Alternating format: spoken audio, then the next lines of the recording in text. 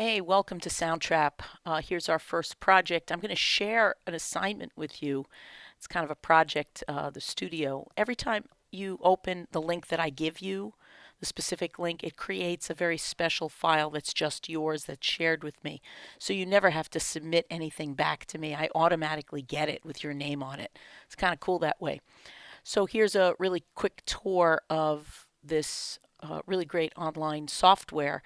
The first thing is you'll notice that you can add a new track here or add an instrument. These are what are called the transport controls. So you have record, stop, rewind, play, fast forward. This is the tempo. So remember when we go to record, you want to double click on that or click on it once and then double click here or use the plus or down. The cool thing about this is when you type in something, it will start to check the BPM, the beats per minute, and then you can confirm that and it's on. You can also turn off the metronome for playback, but we keep it on when we want to record. Here's some settings for you. If you don't want to have two measures of count in before you record, you can change it to one measure there. You can change the quality of the click and the volume, so that's available to you. These are the zoom tools, and you'll notice if you keep your eye up here on the scroll bar or the header here, if I click on this, it zooms in. So you'll see you get that's beat measure 3. This is measure 2. So here's measure 1, beat 2, beat 3, beat 4. And you're going to see in here, those are the little 16th notes if you want to get in there and take a look. Or to go back like this, there's also some shortcuts. So over here, if you hover, it will show you this is a snap to grid. So when I go to move my scroll, it's going to snap to this grid, whatever the grid is. You can change the grid settings in here. So if you only, it's automatic, and the automatic means the more you zoom in, it'll keep going to that little grid there. If you just want it to be snapping to the measures, that's the one note per measure grid, like that. So you have the snap to grid, and then this is the cycle area. So you can set the cycle area on and off and like that. So there's a cycle area to turn that on and off. This is the loops library. There they are, right in there, the loops library. You should have access to a whole bunch of loops in there. So that's for you to explore. And this is the collaboration button. We'll get to that another time. You can actually collaborate with people. In my projects, I'm already collaborating with you. You and I are collaborators automatically when I share an assignment with you. If you want to do a project of your own and collaborate with a classmate or with somebody else, you could do that, or I might assign you some collaborations as well. So click on that and get rid of that. So let's take a look. We're going to add a track, and we're going to stick with not using voice or microphone now and not using a guitar or bass amp, which we plug in, but choosing from these other 6 that are available to you. So let's just start with some drums because that's going to be one of your first assignments. So there you go.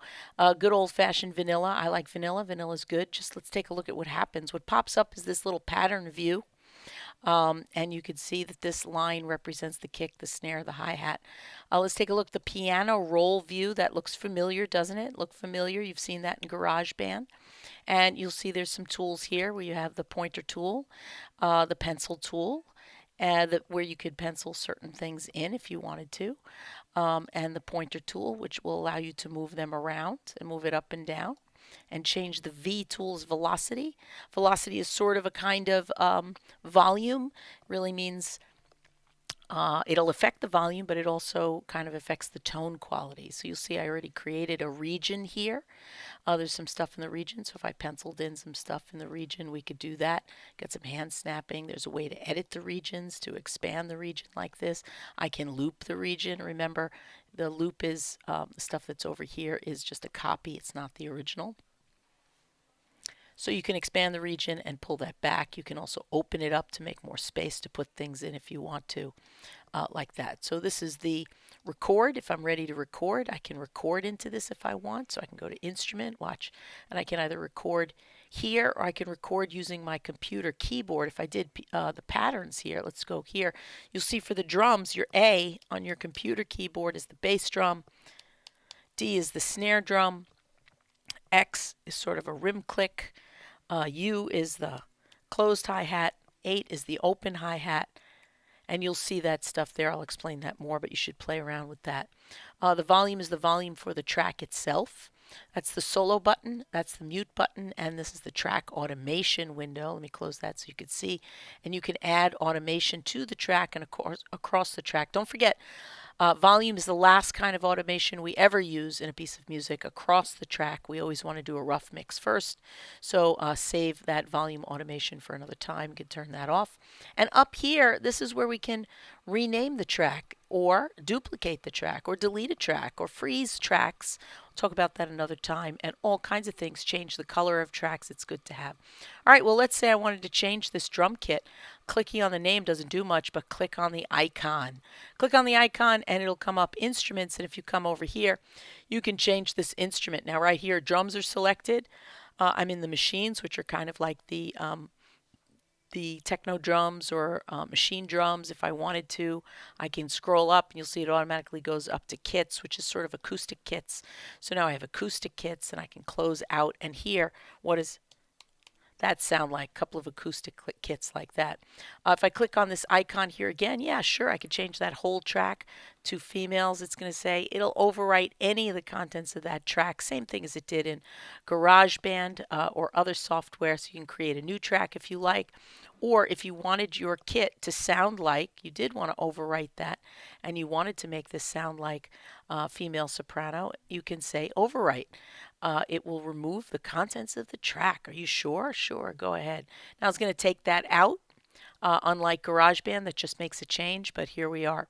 So duplicating tracks is probably a good idea. Take a look at the file pull-down menus. That'll give you everything you need to know. Remember, your ability to cut and copy and paste and delete and do things are just like other things that you have there. So just explore this. There are some tutorials that when you click on this, you can get some good video tutorials to give you some ideas about how all of this works. They're just a couple of minutes each. They're really good to look at and watch, and I'll be assigning some of those for you to have as you like. So that's a quick tour of how to use and get around into Soundtrap. And remember, every time you do edit, save your work. And when you save the assignment, I automatically get a copy, so you don't have to worry about that. See you soon.